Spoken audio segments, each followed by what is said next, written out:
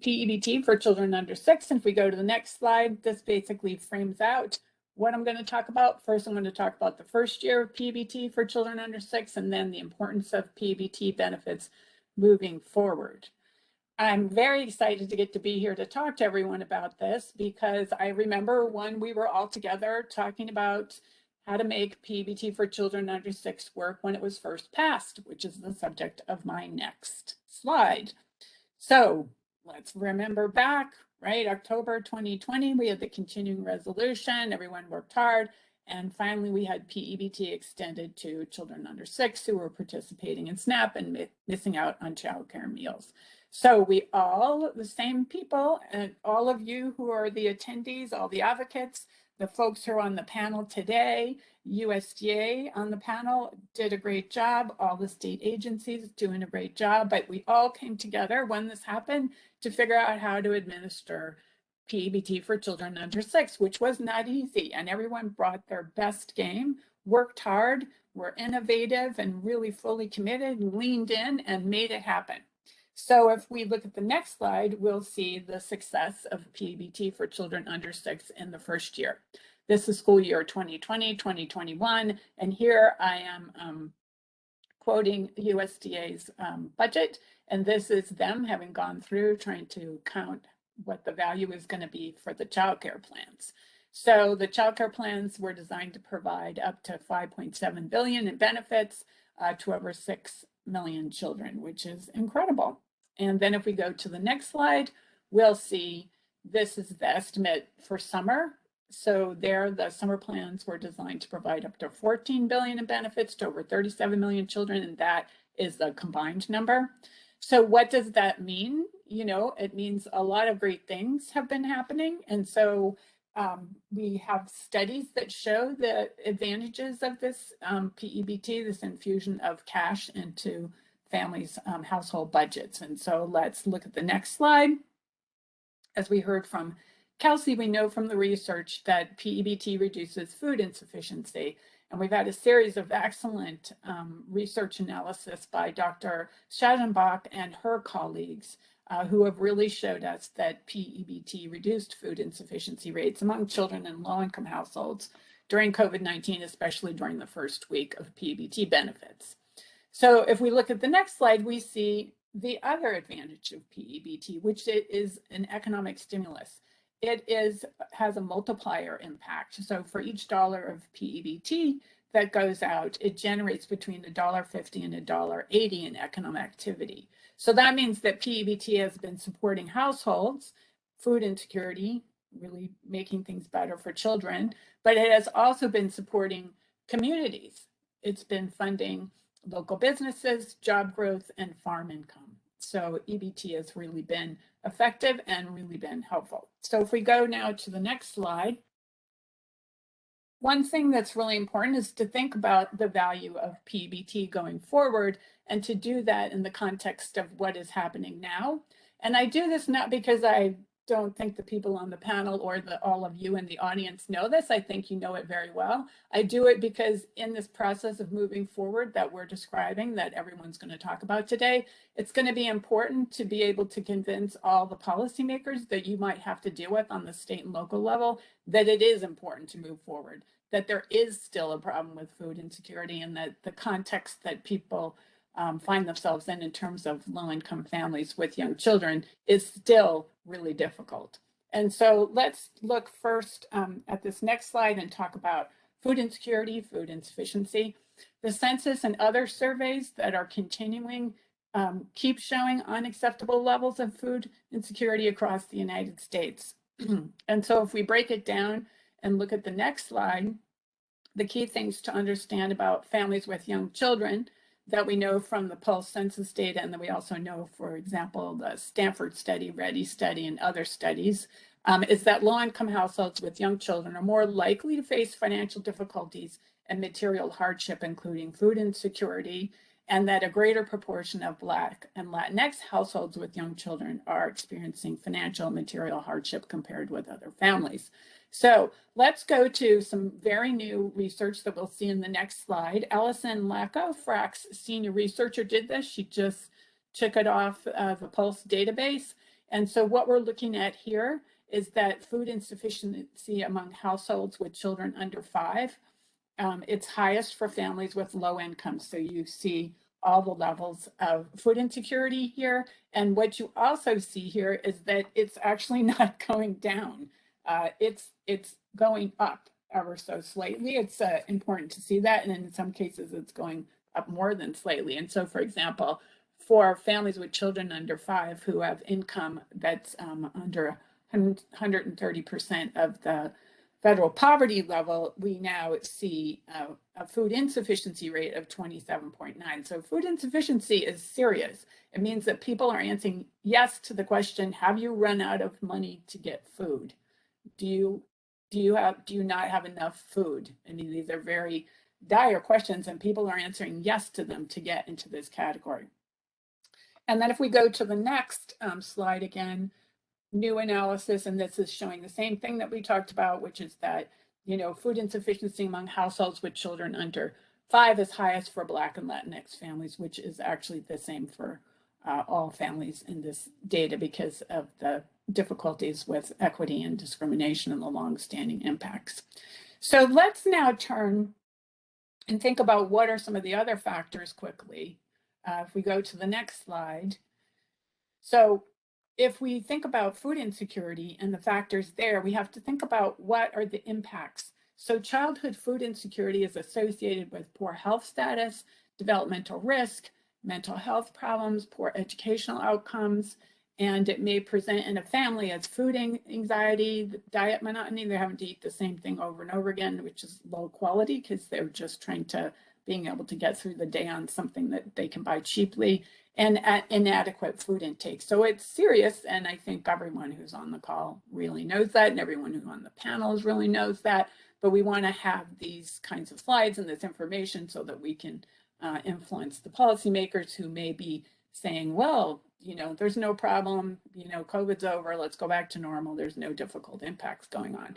So we have this for food insecurity, and then if we turn to the next slide, we have 2 more factors that I think are key and worth pointing out. The second factor here, besides food insufficiency and food insecurity, is that childcare is still really in disarray. Childcare is not available the way that it was before. And you see here headlines, women cannot reach their full potential without reimagining care. Women face huge hurdles in the post-pandemic return to work because people can't get childcare. They can't get it because of staffing shortages. They can't get it because of COVID quarantines and a lot of different reasons, but they can't get it.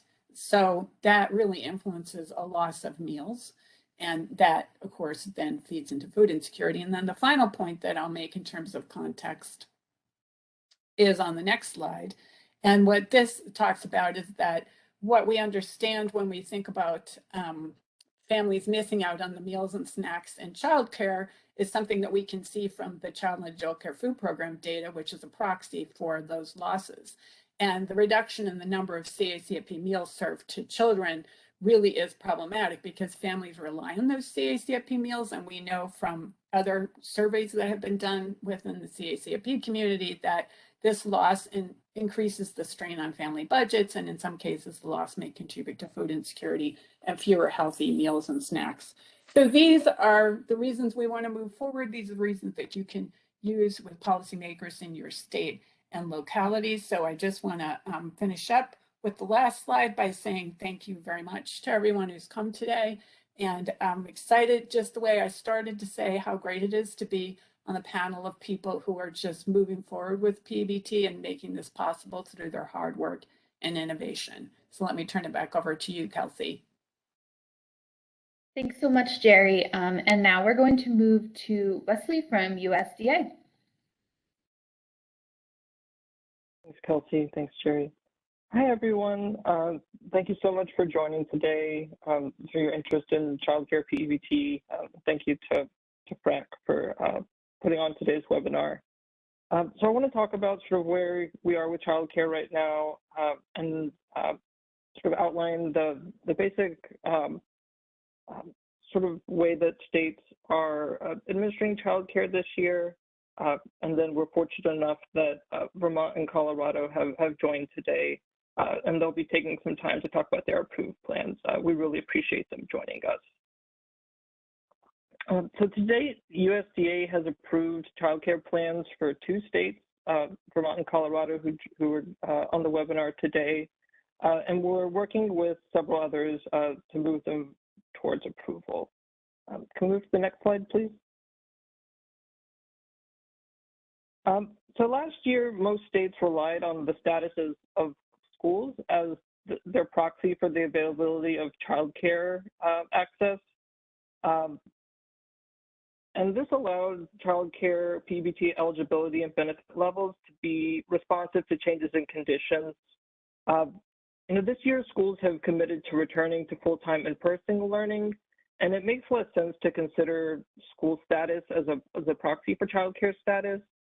So as we were just talking about with CACFP data, we can see that there are reductions happening by looking at child and adult care food program data.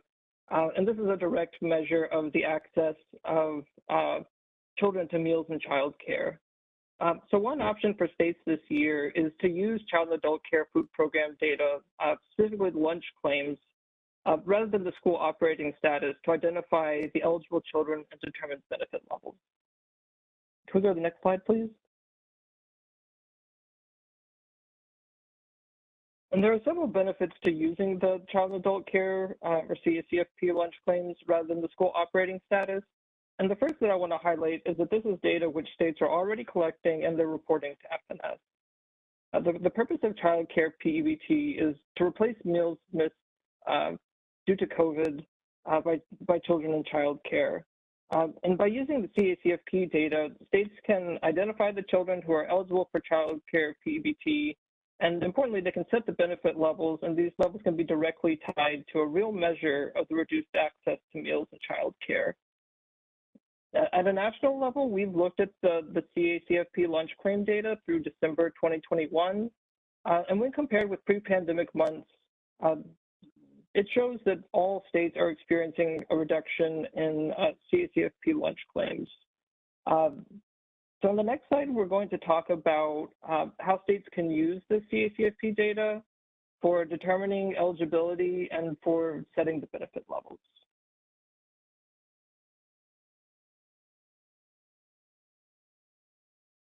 So like last year, children who are under age 6 and enrolled in SNAP can continue to be assumed to be enrolled in child care. So those eligibility requirements from last year remain to be true this year. States are not required to verify that children are enrolled in child care, but they can use child care data to show that there's been this reduction. And we're specifically talking about the CACFP lunch claims here. States can determine whether eligible children are experiencing a reduction in access to child care meals by comparing CACFP lunch claims with pre-pandemic claims for the same time period. And in the months when a state is experiencing a reduction in CACFP lunch claims when compared with pre-pandemic claims, children are eligible to receive benefits. States can determine the benefit level by calculating the average reduction in the lunch claims and applying that percentage to the maximum possible P-EBT benefit for school children in the same month, with typically 18 days. And that's then multiplied by the number of months covered in the issuance, and then multiplied by the daily benefit amount. And we highly recommend that states, when determining their benefit levels, are averaging across at least 3 months. The claims do fluctuate somewhat from month to month. And so by using at least 3 months, it helps to sort of smooth these monthly fluctuations in claims. Next slide, please. And so again, I wanted to say, this is data that the states are already collecting and reporting to USDA. We're happy to, share our calculations with the states that we've done to illustrate, which data months we're using and how exactly we're determining this. But states will need to do their own calculations using the most current data available at the time of benefit issuance. And this is, due to the reporting does lag about 90 days in terms of when the reports are sort of finalized at the federal level. But again, ultimately, this is state level data, and we want the states to be looking at that and verifying that and making sure that the data is appropriate to use for this case. We have gotten a few questions that I did want to touch on while we had an audience. And so one of those that we've heard from states is about the requirements for summer plans and what approval of just a child care plan or just a school plan would mean for the summer. So states can issue P-EBT summer benefits to both school age and child care age children if they have either an approved school plan for school children or an approved plan for children in child care. We encourage states to offer both school and child care benefits during the school year and the summer, and we're going to continue working with states to get plans approved for the school year and for the summer once that summer guidance is released. The last thing that I wanted to mention, we did release P-EBT Q&As last August, and these include information both on administering school P-EBT and on child care P-EBT. And one in particular I wanted to highlight that was a common question from last year is about whether states can assume that a child who turns 6 during the school year remains in a covered child care facility. And as we discussed in question 28 of the P-EBT Q&As, like last year, states can assume children who started receiving benefits earlier in the school year, but that turned 6 during the school year do remain enrolled in a covered child care facility through the end of the school year. States cannot assume that a child's SNAP enrollment continues for the entire school year and cannot provide benefits for the months after a household is no longer participating in SNAP. But I would recommend that folks do take a look at that, the Q&As that came out in August. I know that was a while back, but it does have some helpful information on some of the kind of like nuts and bolts of the child care plan and some of the things that are sort of a lesser priority than establishing the eligibility and benefit levels, but are still really important components of the plan. So I want to thank everyone again for joining us today.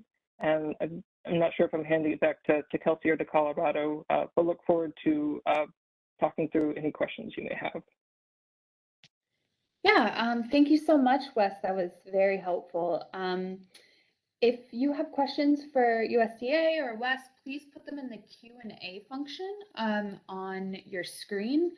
And I'm going to hand it over to Megan from Colorado to discuss her state's plan. Hi, thank you, Kelsey. I am Megan Herdlichka. I'm the P-EBT policy lead for the state of Colorado with the Colorado Department of Human Services. On behalf of myself and my colleagues, thank you to FRAC for inviting us today, and thanks for everyone who's in attendance for joining us. So I will talk about a short overview of Colorado's child care P-EBT plan, covering the sections of our simplifying assumptions used in the plan, our available data and the processes used to determine our statewide as well as child level eligibility, and then finally benefit calculation, administration, and timeline. And as Kelsey mentioned, we'll take questions at the end after all the presentations have finished. Next slide, thank you. So I will talk more about our state's data on the following slide, but first we want to note the two foundational simplifying assumptions of our plan. Wes talked a little bit about both of these, I believe, but firstly, our state's best available data to assess meal access rates did not provide us with precise geographic breakdowns, and therefore we are using the simplifying assumption that the state as a whole is experiencing reduced meal access due to the pandemic, and that children statewide are therefore eligible, pending the remaining eligibility criteria. So the implications of this particular simplifying assumption are that the state as a whole is or isn't eligible for each month. And then secondly, that there's one benefit amount for all children who are determined eligible, regardless of residence or address of the child care facility that they're attending. Secondly, we are assuming as well that a child who is under age 6 as of August 1st, 2021 will remain enrolled in childcare for the full 21-22 school year. The implication of this assumption is that children do not need to be assessed each month for age, and also that childcare enrollment does not need to be verified each particular month. So using these two simplifying assumptions, I'll talk about our available data and how we are able to use it on our next slide. So Colorado's plan will use data from two sources to make eligibility determinations, to set a benefit amount reflective of the statewide impacts of COVID-19, and to administer benefits under our child care P-EBT plan. We'll use Child and Adult Care Food Program, CACFP, lunch claim data to check for reduced meal access for our child care population, as well as use existing SNAP data that's already housed in the Colorado Benefit Management System called CVMS to identify and then administer benefits to eligible children. So in using CACFP data, we'll use the lunch claim rates from pre-pandemic months as well as current 21-22 school year months to answer two questions. Is meal access reduced during each month of the 21-22 school year to determine our statewide eligibility, and also by how much to determine our benefit level? For the fall semester months of September through December, we will compare lunch claim rates to those same months of 2019. Then for the spring semester months of January through May, we will compare lunch claim rates to the previous school year's same months of 2019. Now, you'll notice we are setting the pre-pandemic semester baselines using two different school years, and this is meant to ensure that each semester is captured as a full pre-pandemic semester to avoid any other possible factors that could influence claim rates between those different years. When comparing each of the school year months to the baseline month in 2019, we will answer the yes or no question of, is there a reduction in current meal access compared to the baseline? If yes, that month then passes our test to move forward. If no, we would not administer any P-EBT benefits for that particular month, and we would move on to the next month for assessment. Then once we have our group of months that pass within each semester, we'll calculate the rates of reduced access to determine a semester reduction rate, and then use that rate to set the benefit level. I will talk more about this particular point on the next slide. Right now, we're going to talk about the SNAP data still. So now that we've determined widespread reduced meal access in Colorado using the CACFP data, we'll then move to our step of using our SNAP data to determine eligibility for individual children. To identify the children to administer benefits to, we'll use the following set of questions. Which children are eligible for P-EBT in each month? How do we reach the child and the family? And did the child already receive school enrollment P-EBT for that particular month? To determine the child level eligibility in compliance with the under 6 requirement, we have set August 1st, as you probably saw on our first slide, as our threshold for determining that a child is under age 6 during the school year. And the date of August 1st made sense for us as a state because that is the date that our Department of Education sets for whether or not a child is required to enroll in kindergarten for that year. Once we have our age cutoff in place, we then identify children enrolled in SNAP on a month-by-month basis during the 21-22 school year. Children will only be eligible for P-EBT benefits if they were active in SNAP during that particular month. So they'll be assessed for eligibility for each month of the school year, even if determined ineligible for a previous month. So for example, a child who did not participate in SNAP in, say, September or in, say, December will still be assessed for P-EBT eligibility in the other months that they did participate in SNAP and could receive benefits for those other months. We'll also check children who are eligible against our issuance for school-enrolled P-EBT, and that's to ensure that no duplicate benefit administration has taken place within each month. Finally, to answer our question of how to reach these children, we'll also use our SNAP data resources in the data stored in our system to link to current EBT card information. Now we will take a moment to talk about how we used CACFP data to set our benefit levels on our next slide. Thank you. So on this slide, we can see some of the numbers that our team crunched to get our P-EBT benefit amounts. For administrative ease, consistency with our school enrollment plan, and ease of explanation to families, Colorado made the decision to calculate a monthly P-EBT benefit that will be consistent for a group of months, which we've chosen to be a fall semester and a spring semester. So you'll hear me refer to the fall semester benefit amount of $31, as well as to a spring benefit which will be calculated in the future using the same method once we have our appropriate CACFP lunch claim data. In an effort to quantify the amount that meal access has been reduced for childcare age children during the pandemic, we've calculated what I'm calling the semester reduction rate in meals served. And this is also what Wes was talking about.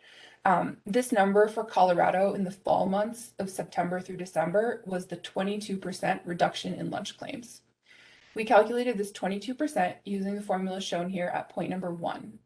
So we subtracted the meals served in our current 21-22 school year semester from our pre-pandemic baseline semester, then divided that number by our pre-pandemic baseline semester total.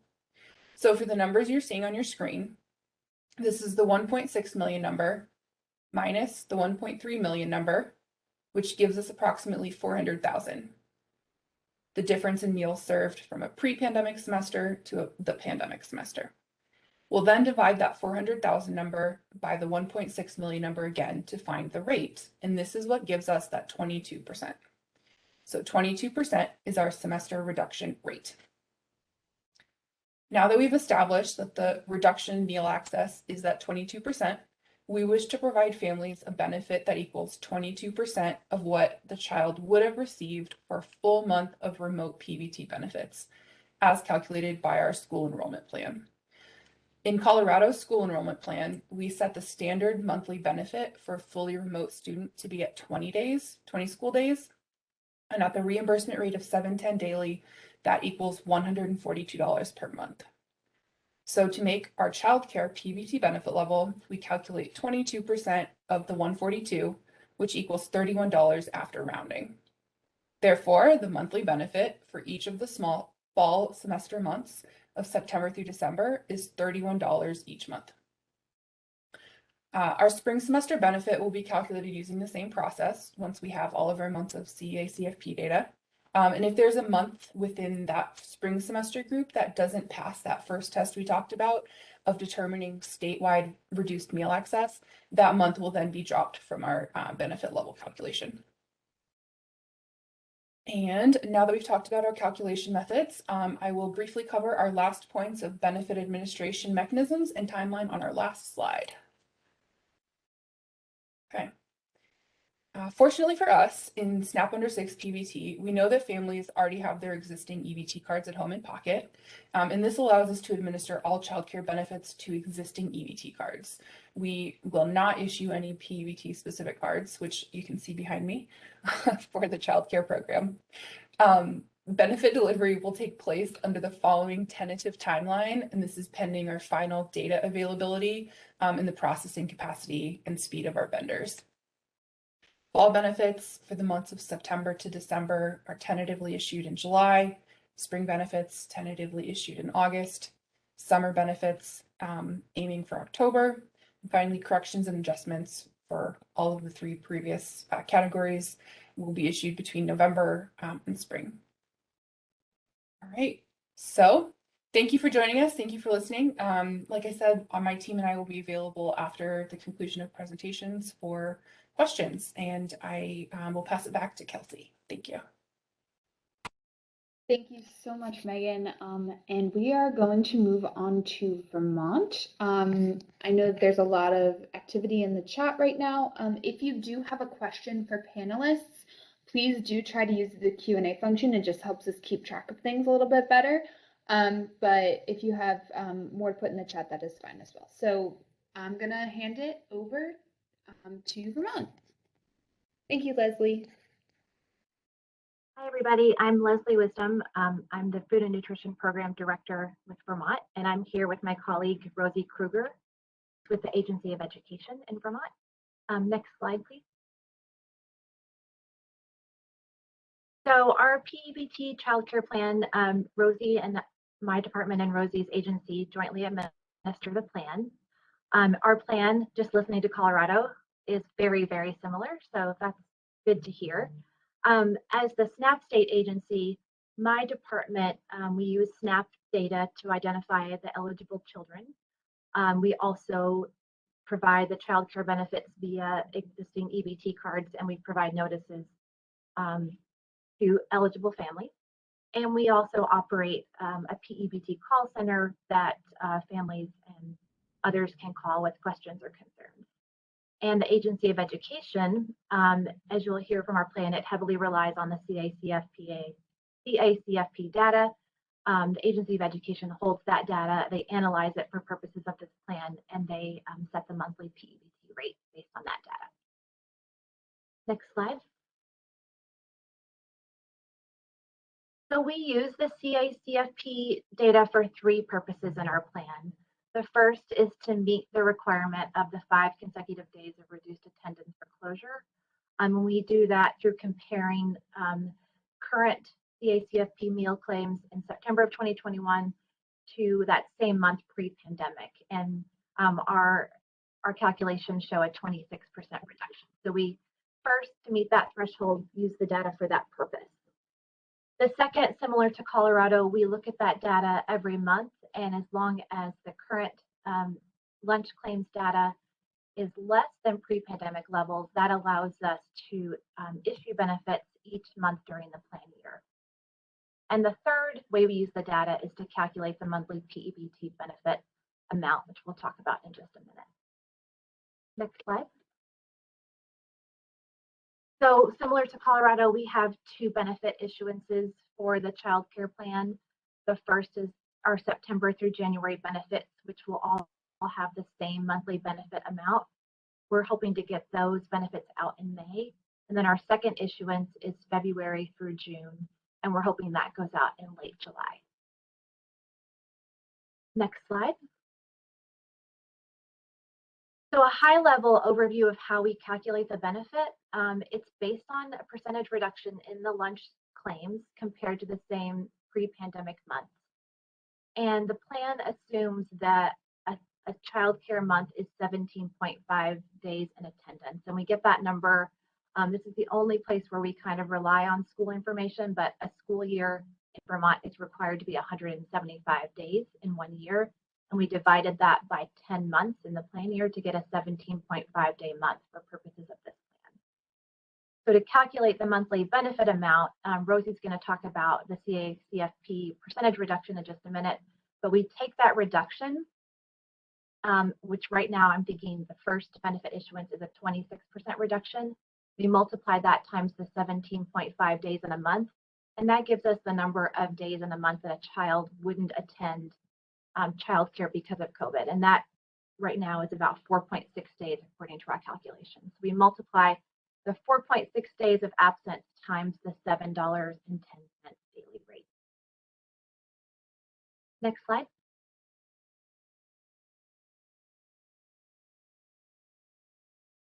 So I'm going to talk a little bit about how we got the CACFP data that we used. So the Vermont Agency of Education is the state agency responsible for implementing the Child and Adult Care Food Program in Vermont. And so we, to calculate the September through January benefit, we looked at the average percent reduction in CACFP lunches for centers and daycare homes from September through December of 2019, pre-pandemic, compared to September through December of 2021. And then for February through June, we took the average percent reduction from January through to February of 2020 and March of 2019, because March of 2020 was obviously impacted by COVID, and we compared that to January through March of 2022. The reason that there's that delay there, where we're using January through March data for a February through June benefit, is because that is the most recent available data at the time that we want to make the payment. And CACFP claims data, for those not on the child nutrition side, that data isn't finalized until 60 days after the end of the month. Child care sponsoring organizations have that long to submit the claims. So we don't really have more recent data than that. And so that's why we need to use that data. I mentioned it includes just daycare homes and centers. We've excluded adult day meals and at-risk after-school meals because those types of meals served in the CACFP don't target this age group.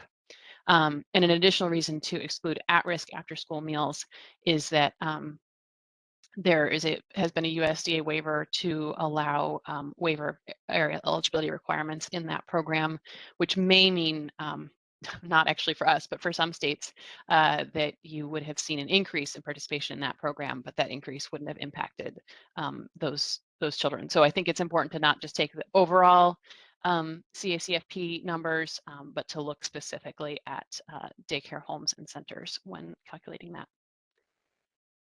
Back to you, Leslie. Great, next slide. And then, so similar to Colorado, Vermont is looking at the entire state as an area for purposes of eligibility for the child care benefit. And that's for a couple of different reasons.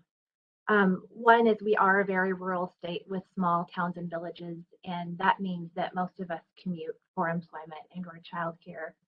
And so the address of where we live doesn't necessarily match the address of where children attend childcare. And similar to that, the CACFP sponsor and sub-state level data aren't aligned in terms of addresses, as the sponsoring organization is likely in a different town or even county as the different child care centers are home. And so for those reasons, we're looking at Vermont as an entire area. And then also really similar to Colorado, I feel like we could have teamed up and just done one presentation together. But we do assume that eligible children are those who include a child under 6 as of ours is September 1st instead of August 1st, and in a SNAP household. And we make the assumption that those children, as long as they're SNAP eligible, they remain enrolled in childcare for the duration of the plan year. And then finally, similar to Colorado, we do deduplicate, or we will deduplicate each month. So a child who may have already received, we first issue our school benefits, our P-EBT school benefits. We'll issue September through January in this month, in April. And then we will get our list of eligible children for the child care benefit. And if any of those children have already received a school benefit, we will deduplicate them from the child care benefit list for every month that they received a school benefit. So theoretically, a child could get both a school benefit and a child care benefit for September through January, but just not for the same month. You can only get one type of benefit per month. And that's all we have. Wonderful. Thank you, Leslie. So because that was your last point on that slide, we did have a question in that realm that came up. So we had a question that asked, if a student receives school P-EBT benefits in one month but not in another, are they going to be considered potentially issued childcare P-EBT benefits in the month in which they did not receive school P-EBT benefits? Or is a child merely eligible for just one or the other for the entire year?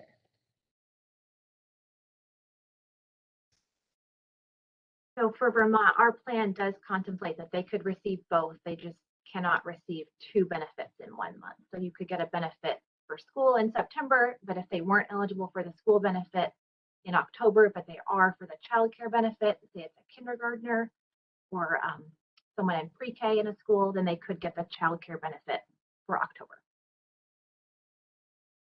The answer for Colorado is the same. The answer for Colorado is the same. We have set precedent for the school age benefits to be analyzed first.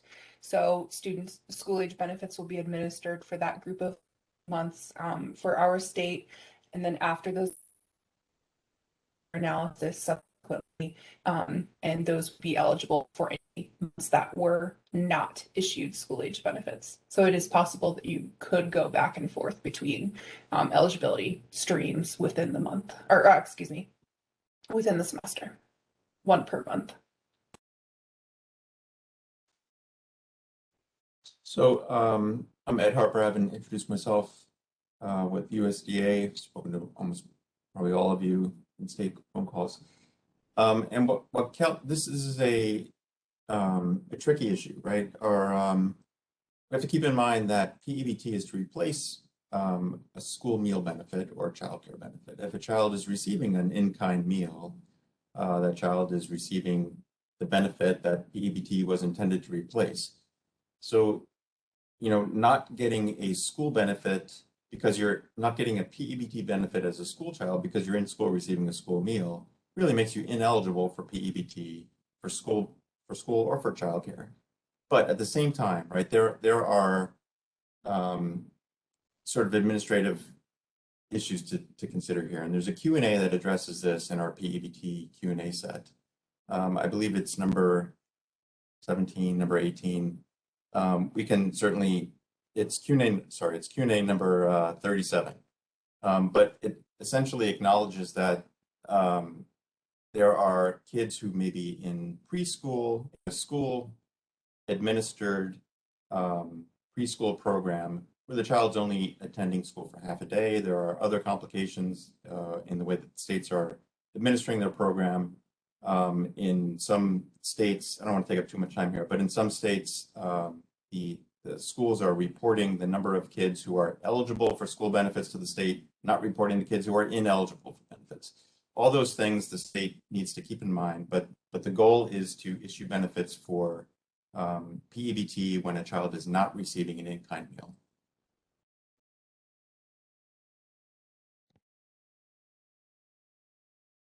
Thanks for that clarification, Ed, and Leslie and Megan.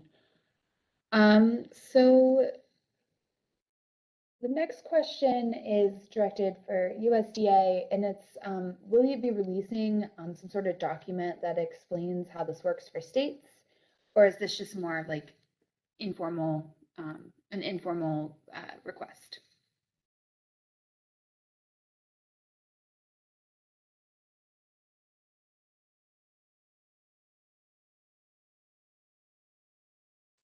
Is that a question for USDA? I'm sorry. Couldn't hear at the Sorry. very beginning of the question. Is the CACFP option a requirement?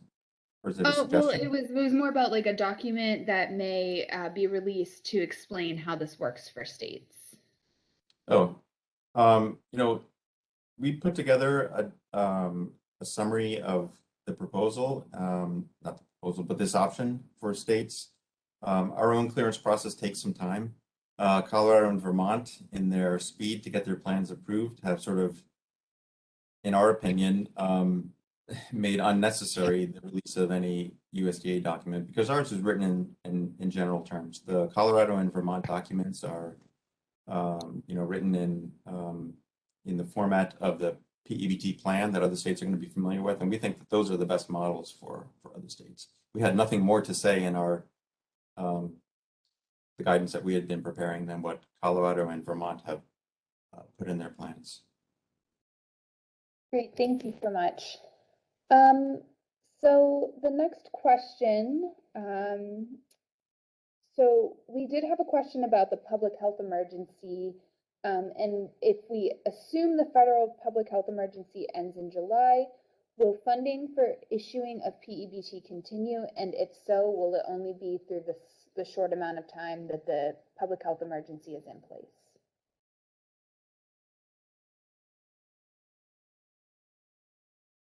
Well, for school benefits, right, a lot of states haven't yet submitted school plans for kids in childcare or for school-age kids.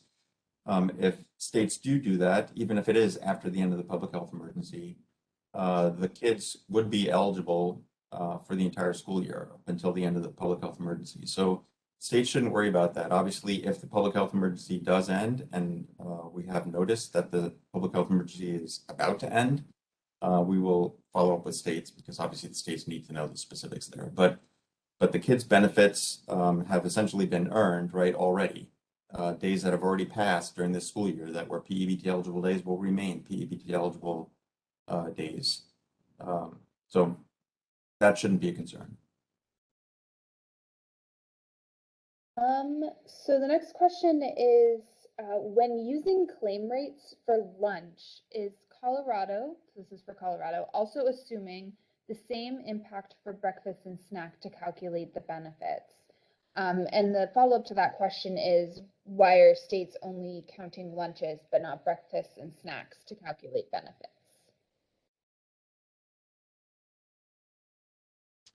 I would actually pass this over to FNS if that's appropriate. I think this is guidance we had heard on their side. So yeah, when we were looking at Vermont's proposal, which pretty much ended up being Vermont's final plan, we looked at every state's CACP claims from the beginning of the school year through, at that point, it was maybe November. And we were looking at all meals. We were looking at lunches, breakfast, snacks, and suppers, and realized that the lunch series was the most appropriate. I mean, we sort of figured that out by something that I think was Rosie or Leslie mentioned earlier about supper claims and snack claims being subject to changes in the area eligibility rules under that USDA waiver. So those were making the lunch claims and particularly supper claims in many states make it look like CACFP access to CACFP meals was actually increasing during the pandemic, which is of course absurd, right? It was just a different population. So you know, looking at all the data, it makes sense, we believe, and states can certainly, you know, have a discussion with us about this, that lunch claims for family daycare homes and childcare centers, obviously excluding adult centers, and also excluding at risk, gives you the best picture of what's happening in access to childcare meals.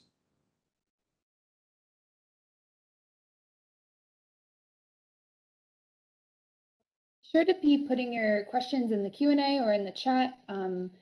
I did have one question that I wanted to, I'll just answer. It was about the school year and childcare plans.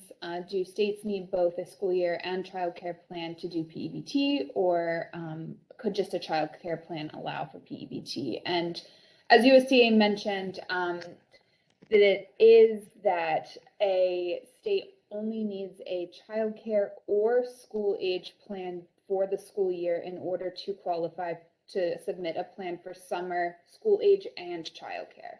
I think that's correct.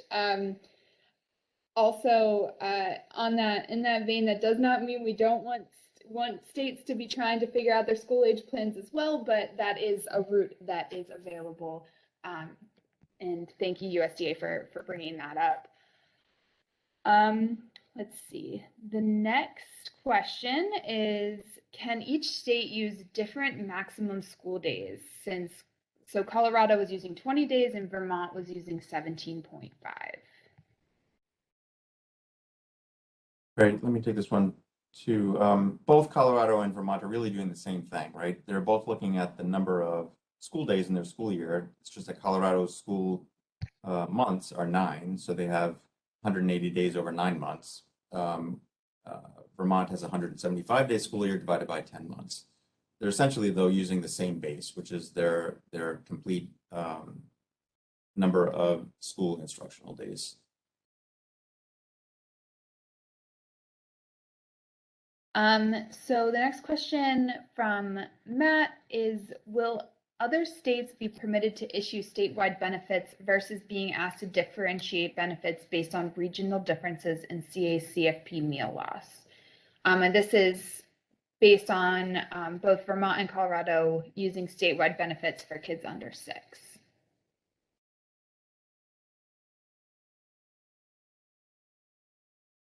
Well, I mean, Colorado and Vermont landed where we think every state is going to land realistically, right? That CACFP sponsors are not assigned by county, right? Sponsors don't necessarily represent regions of the state.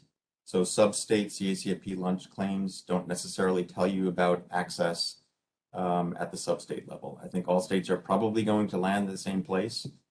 We did ask states to consider that. But where Vermont and Colorado landed is appropriate for both those states. All right, the next question is, so we're at a point where states might want to begin planning for issuing summer benefits, even though they are still working on school year and or childcare plans. Once summer guidance has been issued, will states be allowed to submit a single plan for the rest of the school year, school age, or childcare, and the summer?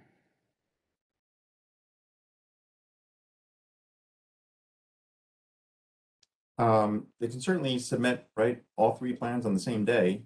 We actually do have a separate template for summer, only because it asks slightly different questions, but you can certainly combine them all into one document. There's don't want to make that a bureaucratic nightmare. So kind of a follow-up to that is, are there any thoughts on when states might expect to get more detailed summer guidance? Well, just as soon as just as soon as we can. It's in the works, and it shouldn't be too long. Great. Yeah, I understand things are crazy. We are definitely will look forward to seeing that whenever it's ready. So the next question I have is, how much of a reduction of meals is required for an FNS approved childcare plan?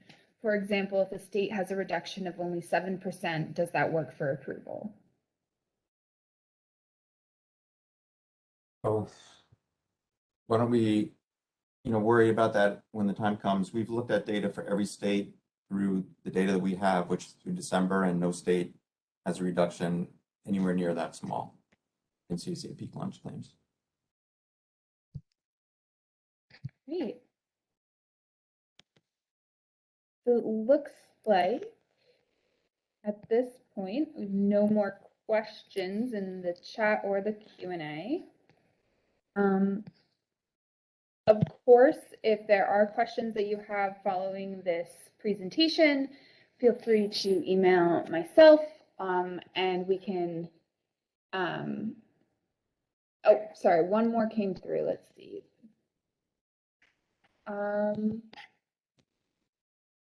So when it comes to sharing CACFP data, is USDA able to share that data with states?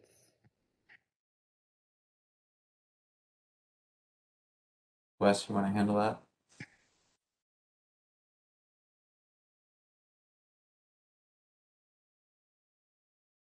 I don't think we can hear you, Wes. Sorry. Sorry about that. So this is something that we're happy to work with states on. The caveat that we would give is, this doesn't really give you everything you need to issue your benefits, because it really depends on what data is available at the time of your issuance and what months your issuance is covered. So we're happy to work with states and to share this data to show, sort of for illustrative purposes, how this works. But ultimately, the state will need to be kind of creating this data set on their own, since it will sort of vary depending on what months are covered in their issuances and when their issuances are occurring.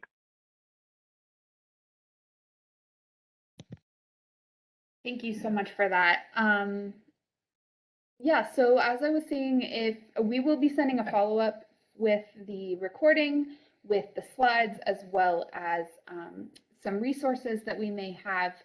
And feel free to reach out to me, and I can pass on questions to our panelists as it pertains to their presentation. I very much appreciate everyone, USDA, Colorado, Vermont, Jerry, for joining us today and being here to answer questions about this exciting new development in P-EBT. And I want to thank you, and I hope everyone has a wonderful rest of their week and a wonderful day. Thank you so much.